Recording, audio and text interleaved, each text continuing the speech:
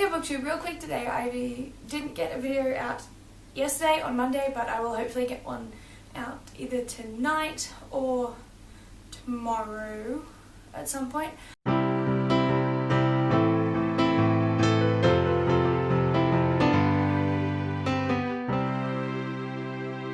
currently staying out at my parents' house, so I haven't had time to do any book reviews or even read that much, but I have been collecting some books recently, so I will do a quick book haul of those. The first one I got when I was in Sydney for a Katy Perry concert. We stayed at a YHA, and they have this section where you can put things you don't want to take with you when you leave for free, and other people can come and pick it up and take it. So I picked up a beautiful old book called My Wolf, My Friend, and it's about a woman who adopts a wolf, and then everyone in the town is like, oh, wait a second, that's a very dangerous wild animal. So this is copyright 1969, which is kind of cool. Aldi was having a cheap book sale. I think it might have been like $2, maybe $4, I can't quite remember, but I remember thinking that, man, that's cheap. But the only title in there that I really thought I would like was called How to Fall in Love, and it's by Cecilia Ahern. It seems to be about a girl who finds a man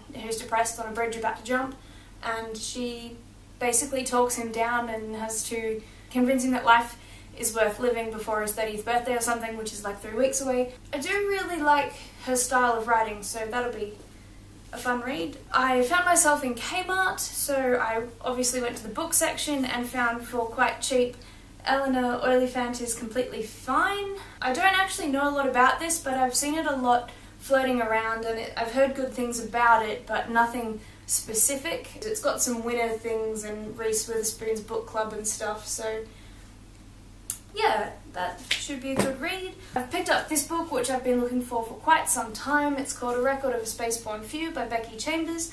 I've read the 2 others in the series, which is The Long Way to a Small Angry Planet and A Closed and Common Orbit, which were both fantastic books, and I can't wait to read this one. And finally, I have Matt Haig's Notes on a Nervous Planet, which I'm not finding to be as good as Reasons to Stay Alive, but it's still very good. I still love the way he writes, and he has a lot of ideas that mimic my own experience of life. It would be really fascinating for someone who doesn't already live this and doesn't already have the same ideas and the same thought processes that Matt and I have.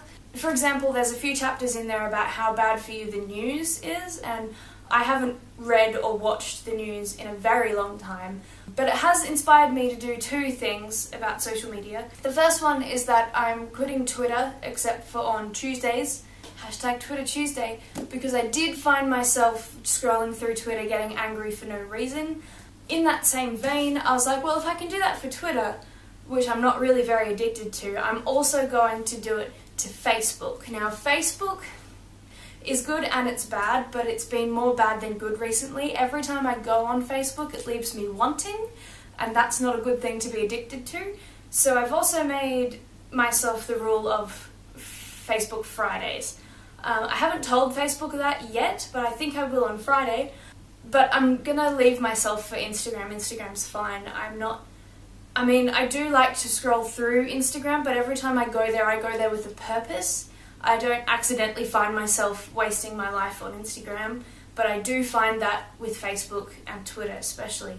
I've curated Facebook, right, so I don't get as anxious on Facebook as I used to, but because I've created my own echo chamber and I only see my friends and advertisements that I like, I still find myself either wanting to be with those friends who are traveling the world or whatever, wanting to be them, or getting jealous of their experiences, their relationships, that sort of thing, and it leaves me wanting. Even though I'm interested in them and their lives, that's not a good place, not a good mindset to be in. I'm very excited about that. I've deleted both of those apps off my phone, and this book isn't anti-technology at all. It's just showing you that sometimes it can be overstimulating to be on the internet too much, and that is what can cause panic and anxiety.